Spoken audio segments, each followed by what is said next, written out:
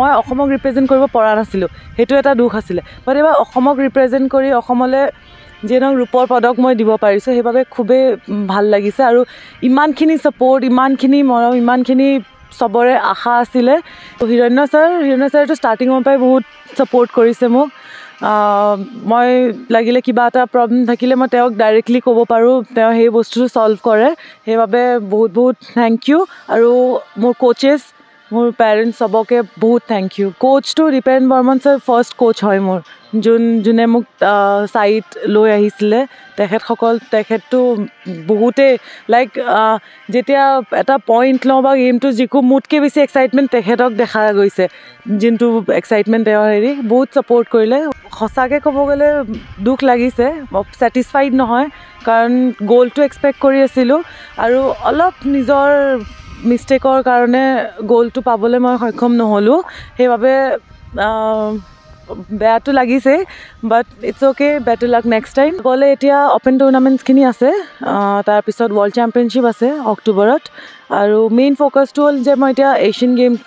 লৈ পেলাই 2026 Asian গেমছক focus কৰি তাৰ বাবে প্ৰিপেৰেশ্যন ষ্টাৰ্ট কৰিম। নমস্কাৰ, গগৈ স্পৰ্টছ এনিৰ প্ৰতিগৰাকী দৰ্শকক স্বাগতম জনাই আৰম্ভ কৰিছোঁ আজিৰ বিশেষ অনুষ্ঠান। আজি মোৰ লগত উপস্থিত আছে আন্তঃৰাষ্ট্ৰীয় টাইকোৱাণ্ডো খেলুৱৈ, তেখেত সকলোৰে পৰিচিত এগৰাকী ক্ৰীড়াবিদ, তেখেত হ'ল ৰ'দালি বৰুৱা। আৰু শেহতীয়াভাৱে কিৰোগী ইভেণ্টত অসমক প্ৰতিনিধিত্ব কৰি তেখেতে ৰূপজয়েৰে অসমলৈ গৌৰৱ কঢ়িয়াই আনিছে। উত্তৰাখণ্ডত যি ৰাষ্ট্ৰীয় ক্ৰীড়া চলি আছিল, সেই 38 সংখ্যক ৰাষ্ট্ৰীয় ক্ৰীড়া ইতিমধ্যে সমাপ্ত হৈছে, আৰু কিৰোগী ইভেণ্টত এগৰাকী অসম কন্যাই ৰূপ দখলেৰে অসমক গৌৰৱান্বিত কৰিলে। আমি তেখেতৰ উত্তৰাখণ্ডৰ যিখিনি অভিজ্ঞতা হ'ল, আমি তেখেতৰ মুখে জানিবলৈ চেষ্টা কৰিম। প্ৰথমতে বাইদেউ, আমাৰ বিশেষ অনুষ্ঠানৰ মাজলৈ আপোনাক স্বাগতম জনাইছোঁ। থেংক ইউ ছ' মাছ। প্ৰথমে মই গগৈ স্পৰ্টছলৈ বহুত বহুত থেংক ইউ কৈছোঁ, মোক এই ৰেচপেক্টটো দিয়াৰ বাবে। উত্তৰাখণ্ডত বহুত ধুনীয়া এটা আয়োজন কৰিলে, নেশ্যনেল গেমছ, বহুত ধুনীয়া ইনফ্ৰাষ্ট্ৰাকচাৰ, বহুত চবখিনি বহুত ভাল ফেচিলিটিজ, চবেই ভাল কৰিলে, অৰ্গেনাইজ কৰিছিলে, ভাল আছিলে। কম্পিটিশ্যনো তাত ভাল হৈছিলে। আপোনাৰ ইভেণ্টটো কিৰোগী 73 আছিলে, গোটেই কেটেগৰীটোৰ বিষয়ে কওকচোন, কিমান খেলুৱৈ আছিলে, কি কথা, কিমান টাফ আছিলে গোটেই কম্পিটিশ্যনটো? ক'বলৈ গ'লে নেশ্যনেল গেমছলৈ 8খন ষ্টেট কোৱালিফাই কৰে, বাট আমাৰ লাষ্ট মমেণ্টত চিলেকশ্যন ট্ৰায়েল এটা হৈছিলে, য'ৰ পৰা দুটা ৱাইল্ড কাৰ্ড এণ্ট্ৰি আহিছিলে। চ' এটা ৱেইট কেটেগৰীত 10টা টোটেল পাৰ্টিচিপেণ্টছ আছিলে। এই পাৰ্টিচিপেণ্টছখিনিৰ লগতে আমি কম্পিট কৰিছিলোঁ। আৰু যিহেতু অসম দলত 13গৰাকীকৈ খেলুৱৈ গৈছিলে, গতিকে অসম দলত আৰু এটা টীমে ইতিমধ্যে তেখেতসকলে ব্ৰঞ্জ মেডেলেৰে অসমক গৌৰৱান্বিত কৰিছে, গতিকে তেখেতসকলকো নিশ্চয় আপুনি শুভেচ্ছা জ্ঞাপন কৰিব। মই তেখেতসকলক বহুত বহুত কংগ্ৰেচুলেশ্যনছ ক'ম। ইহঁতে বহুত কষ্ট কৰিলে, বহুত প্ৰেক্টিছ কৰি ইহঁতৰ যোনখিনি প্ৰেক্টিছ বৰ্তিত হ'ল, তাৰ বাবে সেই প্ৰেক্টিছখিনিৰ পৰা সিহঁতে মেডেল পাব সক্ষম হৈছে। সেইবাবে সিহঁতক বহুত কংগ্ৰেচুলেশ্যনছ জনাব বিচাৰিছোঁ। আপুনি ফাইনেল খেলিছিলে এবাৰ, গতিকে ফাইনেল কাৰ লগত খেলিছিলে, আৰু আপুনি যিহেতু সোণ জয়ৰ পৰা কিছু পইণ্টৰ কাৰণে আপুনি বঞ্চিত হ'ল, গতিকে কিবা আক্ষেপ থাকি গ'ল নেকি, কিবা মনত দুখ থাকি গ'ল নেকি আপোনাৰ? একচুৱেলি সঁচাকৈ ক'ব গ'লে দুখ লাগিছে, ছেটিছফাইড নহয়, কাৰণ গ'লটো এক্সপেক্ট কৰি আছিলোঁ আৰু অলপ নিজৰ মিষ্টেকৰ কাৰণে গ'লটো পাবলৈ মই সক্ষম নহ'লোঁ। সেইবাবে বেয়াটো লাগিছে, but it's okay, better luck next time. যাতে মই এটা লেচন লৈ আহিলোঁ, যাতে আগলৈ মই আৰু ভাল প্ৰিপেৰেশ্যন কৰিব পাৰোঁ। কোন ৰাজ্যৰ খেলুৱৈ আছিলে ফাইনেলত আপোনাৰ? মই ফাইনেলত হাৰিয়ানাৰ লগত খেলিছিলোঁ, হাৰিয়ানাই গ'লটো পালে, মই তেখেতৰ লগত হাৰিছিলোঁ। আৰু প্ৰিপেৰেশ্যন কেনেকুৱা হ'ল, যিহেতু আপুনি চণ্ডীগড়ত থাকে, গতিকে চণ্ডীগড়তে প্ৰেক্টিছ কৰা হৈছিল বোধ হয় আপুনি? প্ৰিপেৰেশ্যন ঠিকে আছিলে, মোৰ মতে এনেকুৱা লাগিছিলে অলপ কম হ'ল চাগে, সেইবাবে মই গ'লটো পাবলৈ নাপালোঁ। চ' প্ৰিপেৰেশ্যন সেই হিচাপে নেশ্যনেল গেমছৰ হিচাপে যোনটো এটা কেম্প লাগিছিলে সেইটো নাপালোঁ, সেইটো কৰিব মই তাতে প্ৰেক্টিছ কৰিলোঁ। চ' অলপ কোঅৰ্ডিনেশ্যনত সিফাল সিফাল হ'ল, বাকী চব ঠিকে আছিলে প্ৰেক্টিছ। অসম চৰকাৰে কিন্তু টাইকোৱাণ্ডোৰ কাৰণে এটা কেম্প ৰাখিছিলে, কিন্তু আপুনি হয়তো আপোনাৰ কেটেগৰীত কোনো খেলুৱৈ নাছিল বোধ হয়, সেইকাৰণে অহা নহ'ল আপোনাৰ অসমত। হয়, একচুৱেলি বহুত কম সময় আছিলে। মই যেনেকৈ ক'লোঁ, চিলেকশ্যন ট্ৰায়েল এটা হৈছিলে লাষ্ট মমেণ্টত, তাৰ পিছত কনফাৰ্ম হৈছিলে। চ' বহুত কম সময় আছিলে। মই এইটো কৰিলোঁ যে ট্ৰেভেলিঙত সময়ো কম আছে মই তাতে কণ্টিনিউ কৰোঁ প্ৰেক্টিছ চ' সেইটো ভাল হ'ব কাৰণ আকৌ ট্ৰেভেল কৰি অসমৰ পৰা আমি সেইটো ছাইডেই যাব লাগিব চ' সেইবাবে তাতো পাৰ্টনাৰো আছিলে প্ৰেক্টিছো কণ্টিনিউ কৰিছিলে লাষ্ট মমেণ্টত চেঞ্জেছ কৰিব বিচৰা নাছিলোঁ সেইবাবে মই তাতে পাৰ্টনাৰ নাছিল আপোনাক হয় পাৰ্টনাৰ নাছিলে আমি 3জন কোৱালিফাই হৈছিলোঁ কিৰোগী শাখাত এগৰাকী আছিলে 53 কেজিৰ বহুত তলৰ ৱেইটৰ আৰু এগৰাকী আছিলে অ'ভাৰ 87 মেলত চ' সেইবাবে মই তাতে প্ৰেক্টিছ কণ্টিনিউ কৰিলোঁ আপুনি ৰূপ দখল কৰাৰ পাছতে সদৌ অসম টাইকোৱাণ্ডো সন্থাৰ সন্মানীয় সম্পাদক হিৰণ্য শইকীয়া ডাঙৰ তাত উপস্থিত হৈছিলে আৰু আপোনাক গামোচাৰে মানে অনুপ্ৰেৰণা যোগাইছিলে গতিকে তেখেতৰ কথা কি ক'ব গোটেই দলটোৰ বিষয়ে প্ৰথমে মই আমাৰ association taekwondo association of Assam তেখেতসকলক বহুত বহুত ধন্যবাদ জনাম সদায়ে মোক বহুত ছাপোৰ্ট কৰে বহুত সেই ৰেচপেক্টটো লাগিলে মই সোণ আনো বা ৰূপ আনো তেখেতসকলে সেই মটিভেশ্যনটোৰ লগতে মোক সদায় সন্মান জনায় সেইবাবে বহুত বহুত ধন্যবাদ আৰু হিৰণ্য ছাৰটো ষ্টাৰ্টিঙৰ পৰাই বহুত ছাপোৰ্ট কৰিছে মোক মই লাগিলে কিবা এটা প্ৰব্লেম থাকিলে মই তেওঁক ডাইৰেক্টলি ক'ব পাৰোঁ তেওঁ সেই বস্তুটো ছল্ভ কৰে সেইবাবে বহুত বহুত থেংক ইউ আৰু মোৰ কোচেছ মোৰ পেৰেণ্টছ চবকে বহুত থেংক ইউ আৰু যিহেতু এবাৰ কোচ হিচাপে গৈছিলে দীপেন বৰ্মন আৰু নীলম জ্যোতি কলিতা আৰু মেনেজাৰ হিচাপে গৈছিলে অৰূপজ্যোতি দাস আৰু জ্ঞানদীপ কলিতা গতিকে তেখেতসকলৰ বিষয়ে কি ক'ব কিদৰে আপোনালোকে মানে হেল্প কৰিলে বা সহযোগিতা কৰিলে কোচটো Dipen Barman sir first coach হয় মোৰ যোনে মোক ছাইট লৈ আহিছিলে তেখেতটো বহুতেই লাইক যেতিয়া এটা পইণ্ট লওঁ বা গেমটো যিকো মোতকৈ বেছি এক্সাইটমেণ্ট তেখেতক দেখা গৈছে যোনটো এক্সাইটমেণ্ট তেওঁৰ বহুত ছাপোৰ্ট কৰিলে লগতে আছিলে আৰু কোচৰ মই এইটোৱে ক'ব বিচাৰিম যে আমি টাইকোৱাণ্ডো গেমটো এনেকুৱা য'ত কোচৰ ৰোল বহুত বেছি প্লে' কৰে লাইক আমি 50% যদি মেটত থাকোঁ 50% কোচে প্লে' কৰে দীপেন বৰ্মন ছাৰটো আউটষ্টেণ্ডিং কোচ হয় ন' ডাউট কাৰণ অসমত এটা টাইমত চবতকৈ বেষ্ট প্লেয়াৰখিনি অসমৰ ছোৱালীখিনি চবতকৈ বেষ্ট প্লেয়াৰ আছিলে আৰু সেই গোটেই প্লেয়াৰখিনি ছাৰেই বনোৱা হয় বাট সেইটোৰ লগতো আই থিংক যোন কোচে আপোনাৰ গেম জানে বা কোঅৰ্ডিনেশ্যন আপোনাৰ হয় সেই কোঅৰ্ডিনেশ্যনটো লাগে সেইবাবে যদি আমাক আৰু মানে ভাল কোচ যেনেকৈ ভাণ্ডাৰী ছাৰ আছিলে তেখেতসকলো যদি আমাৰ লগত গ'ল হয় চাগে আমাৰ চবৰে মেডেল গ'ল্ডটোতো চিয়'ৰ আছিলে আৰু চবৰে মেডেল আশা কৰিব পাৰিলোঁ হয় ষ্টাৰ প্লেয়াৰ হিচাপে আপুনি আছিলে দলটোত আৰু লগতে এবাৰ ষ্টাৰ প্লেয়াৰ হিচাপে লাভলীনা বৰগোহাঁই আছিলে বক্সিঙত বিভিন্ন ইভেণ্টত ষ্টাৰ প্লেয়াৰ কেইবাগৰাকী আছিলে ইতিমধ্যে লাভলীনা হওক অংকিতা হওক ইতিমধ্যে গ'ল্ড মেডেল আশা কৰিছিলে ইতিমধ্যে তেখেতসকলে সেয়া কৰি দেখুৱালে সোণ জয় কৰিলে আপোনাৰ পৰা হয়তো এটা গ'ল আশা কৰিছিলে তথাপিতো আপুনি ইতিমধ্যে উল্লেখ কৰিছে আপুনি যিহেতু সোণ জয়ৰ কাৰণে খুব চেষ্টা কৰিছিলে নিজৰ শ্ৰেষ্ঠত্ব প্ৰদৰ্শন কৰি তথাপিতো আপুনি সোণৰ পৰা বঞ্চিত হ'ল গতিকে অসমবাসী কিবা ক'ব বিচাৰিব নেকি এই মুহূৰ্তত প্ৰথমে মই সকলোকে ক্ষমা খুজিম যে মই আপোনালোকৰ আশাৰ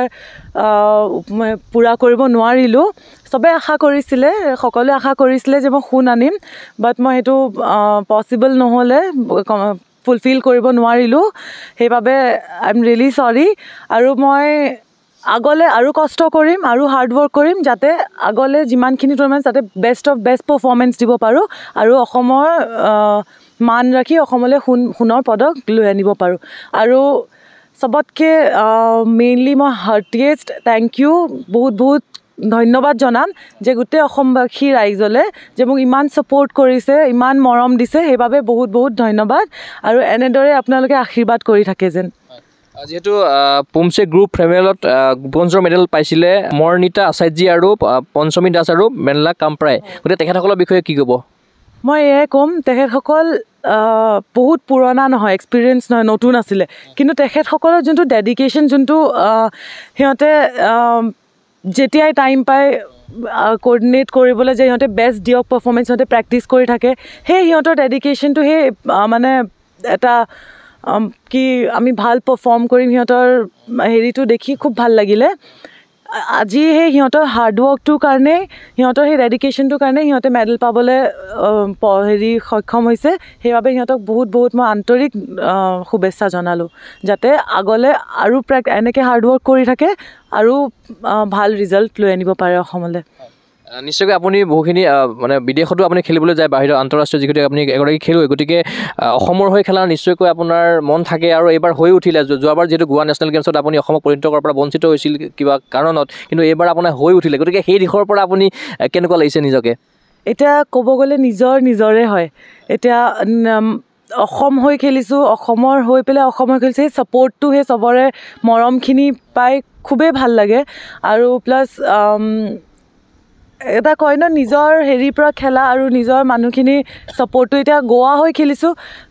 গোৱাৰ মানুহখিনি ছাপৰ্ট কৰে, বাট মই অসমক ৰিপ্ৰেজেণ্ট কৰিব পৰা নাছিলোঁ, সেইটো এটা দুখ আছিলে। বাট এইবাৰ অসমক ৰিপ্ৰেজেণ্ট কৰি অসমলৈ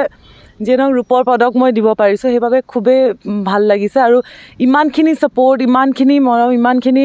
চবৰে আশা আছিলে, সেইটো মই হ'লেও মই তাতে গৈ অসম হৈ পেলাই ৰিপ্ৰেজেণ্ট কৰিব পাৰিছোঁ, খুবেই ভাল লাগিলে। যিহেতু উত্তৰাখণ্ডলৈ এবাৰ আপোনালোকে বিমানেৰে গৈছিলে, গতিকে অসম চৰকাৰক কিদৰে ধন্যবাদ জ্ঞাপন কৰিব, যিহেতু অসম চৰকাৰে এটা সুন্দৰ ব্যৱস্থা কৰিছে যে খেলুৱৈসকলক যাতে ভাগৰ নালাগে বা পাৰফৰ্ম ভালদৰে ক্ৰীড়াংগনত কৰিব পাৰে, তেখেতসকলক যোৱা অহাৰ কাৰণে যাতায়াতৰ কাৰণে বিমান দিছে। আপোনালোকেও হয়তো বিমানেৰে গ'ল অসম দলটোৰ সৈতে সংযুক্ত হৈ পেলাই, গতিকে লগতে অসম চৰকাৰে চাকৰি প্ৰদান কৰিছে যিসকলে পদক জয় কৰিব, গতিকে অসম চৰকাৰক আপুনি কিদৰে ধন্যবাদ জ্ঞাপন কৰিব? অসম চৰকাৰলৈ মই এইটোৱে ক'ম যে বহুতখিনি কৰি আছে, বহুত ছাপৰ্ট কৰিছে, স্পৰ্টছৰ কাৰণে বহুত আগলৈ মানে ভাবি স্পৰ্টছৰ কাৰণে বহুতখিনি কৰি আছে, সেইবাবে বহুত ধন্যবাদ জনাম মই। যাতে আমাৰ কামিং জেনেৰেশ্যনটো এতিয়া যোনটো আছে, সেইসকলে একো কষ্ট সেই ষ্ট্ৰাগলখিনি নাপায়, ভালকৈ সিহঁতে অকল নিজৰ গেম, নিজৰ কেৰিয়াৰ, নিজৰ যোনটো পেশ্যন সেইটোত ফ'কাছ কৰিব পাৰে, সেইবাবে বহুতখিনি কৰিছে, সেইবাবে বহুত ধন্যবাদ। যিহেতু আপুনি কৰ্মসূত্ৰে আপোনাৰ কৰ্মস্থলী কিন্তু গুৱাহাটীতে আছে, যিহেতু আপুনি ইনকাম টেক্স ডিপাৰ্টমেণ্টত আপুনি চাকৰি কৰি আছে, গতিকে ডিপাৰ্টমেণ্টৰ ফালৰ পৰা আপোনাৰ খেলাৰ ক্ষেত্ৰত কেনেকুৱা ধৰণৰ সহযোগিতা প্ৰদান কৰিছে, কি ক'ব এই মুহূৰ্তত? মই ক'ব গ'লে ব্লেছড বুলি ক'ব পাৰোঁ, কাৰণ ডিপাৰ্টমেণ্টৰ ইমান ছাপৰ্ট, মই য'ত প্ৰেক্টিছ কৰিব বিচাৰিছোঁ তেখেতসকলে তাতে প্ৰেক্টিছ কৰিব দিছে, একো ৱৰ্কলোড নাই, ইমান ছাপৰ্টিভ, সেইবাবে মই বহুত থেংক ইউ। ডিপাৰ্টমেণ্ট এনেকুৱা এটা ডিপাৰ্টমেণ্ট পাইছোঁ য'ত একো বেলেগ মানে প্ৰেছাৰ নাই, অকল তুমি প্ৰেক্টিছ কৰা, অকল তুমি প্ৰেক্টিছ কৰা আৰু ৰিজাল্ট দিয়া, বাকী তোমাৰ একো হেৰি নাই, সেইবাবে মই বহুত ব্লেছড, বহুত থেংক ইউ মোৰ ইনকাম টেক্স ডিপাৰ্টমেণ্টক যে মোক ইমানখিনি ছাপৰ্ট কৰিছে, ইমানখিনি মানে হেৰি দিছে। যিহেতু আপুনি তেজপুৰৰ কন্যা আৰু তেজপুৰলৈ বোধহয় যোৱা হৈছে উত্তৰাখণ্ড বা পোনে, গতিকে ঘৰত কেনেকুৱা আপোনালোকৰ ঘৰুৱা কেনেকুৱা ধৰণৰ আপোনাক হেৰি কৰিলে এবাৰ? তেজপুৰততো মই বহুতেই তেজপুৰত বহুতখিনি মানুহ বহুত মানে আদৰ কৰে, সন্মান কৰে, সেইবাবে বহুত ভাল লাগে যে চবে ইমান ছাপৰ্ট কৰে, ইমান মৰম দিয়ে। আজি সেই সকলোৰ আশীৰ্বাদৰ বাবে মই আজি ইয়াত ইমানখিনি কৰিব পাৰিছোঁ, সেইটোৱে, যাতে এনেকেই আশীৰ্বাদ কৰি থাকক। পৰিয়ালৰ তৰফৰ পৰা কেনেকুৱা ধৰণৰ সহযোগিতা কৰিলে বা কৰি আহিছে আপোনাৰ বহুখিনি, আপোনাৰ মায়েও কৰে সহযোগিতা, গতিকে কি ক'ব পৰিয়ালক? মোৰ মা দেউতা ক'ব গ'লে তেখেতসকলৰ ছাপৰ্টৰ একচেপ্ট দেয়াৰ ছাপৰ্ট আজি একোৱেই নহয়, মই সেইটোৱে ব্লেছড, যে ইমান ব্লেছড যে তেখেতসকলে মোক কেতিয়াও হেৰি কৰা নাই, মানা কৰা নাই একো কাৰণে, আৰু মোক ইমান ছাপৰ্ট কৰিছে। মোৰ দেউতাটো মই যদি খেলি থাকোঁ, তেওঁ লাগিলে পাৰিলে এনেকুৱা যদি কিবা ৰুল থাকে তেওঁ গৈ পেলাই নিজে খেলি দিব, ইমান মানে ক্ৰেজ আছে স্পৰ্টছৰ কাৰণে, ছাপৰ্ট কৰে, মোতকৈ বেছি ইনফৰ্মেশ্যন তেখেতৰ ওচৰত থাকে। চ' মই বহুত সুখী যে বহুত ব্লেছড যে তেখেতসকলে মোক ইমান ছাপৰ্ট কৰে, আৰু আজি তেখেতসকলৰ বাবে মই ইয়াতে আছোঁ। চ' থেংক ইউ টু তেখেতসকলক, বহুত সৰুৱে শব্দ হ'ব সেইটোৱে, বাট ষ্টিল। যিহেতু আপুনি চণ্ডীগড়ত অনুশীলন কৰি আছে বৰ্তমান সময়ত, গতিকে চণ্ডীগড়ৰ পৰিৱেশটোৰ কথা কওঁ, য'ত আপুনি মানে প্ৰেক্টিছ কৰি আছে, তাৰ যদি অলপ পৰিৱেশৰ কথা কয়। মই এছিয়ান চেম্পিয়নশ্বিপৰ আগতো তাতেই ট্ৰেইনিং কৰি আছিলোঁ, কোচজন তাৰ ইণ্টাৰনেশ্যনেল কোচ হয়, তেখেতো খুব ভাল এজন হেৰি হয়, ইণ্টাৰনেশ্যনেল লেভেলত বহুত মেডেলো দি আহিছে, পদক দি আহিছে তেখেতে। প্ৰেক্টিছটো ভালেই হৈছিলে, বাট কম্পিটিশ্যনছ আৰু আছিলে, সেইবাবে তেখেতক কম্পিটিশ্যনত যাবলগীয়া হৈছিলে, বেলেগ কম্পিটিশ্যনত, সেই আমাৰ ব্ৰেক সেই তাতে অলপ পৰিলে, সেইবাবে চাগে গ'লটো ল'ব নোৱাৰিলোঁ, বাট তাত প্ৰেক্টিছ বহুতেই ভাল হৈ আছিলে। তাৰ পৰিৱেশটো কেনেকুৱা, মানে আপুনি কি টাইমত তাতে প্ৰেক্টিছ কৰে, কেনেকুৱা ধৰণৰ চিডিউলত আপুনি চলিব লগা হয়, কিমান কষ্ট কৰিব লগা হয়, অলপ যদি অসমৰ ৰাইজক বা অসমৰ টাইকোৱাণ্ডোৰ উদ্দিত খেলুৱৈসকলক আপুনি জনাই দিয়ে, আপুনি কিমান কষ্ট স্বীকাৰ কৰিব লগা হয় তাতে গৈ পেলাই? মেইনটো ৰাতিপুৱা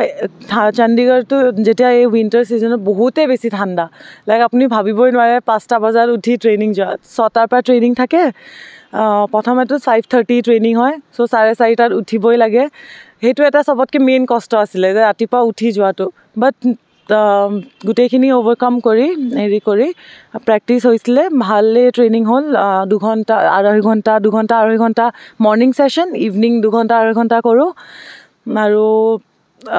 প্ৰিপেৰেশ্যন বুলি সেইটোৱে তাত পাৰ্টনাৰ্ছ পালোঁ ভাল সেইবাবে প্ৰিপেয়াৰ কৰিবলৈ সহজ হ'ল আৰু কেতিয়া ঘূৰি যাব চণ্ডীগড়লৈ অসমত কিমান দিন থাকিব আৰু মই আৰু এসপ্তাহ 10 দিনমান আছোঁ অসমত এইবাৰ অলপ ব্ৰেক এটা লৈছোঁ যাতে যোনটো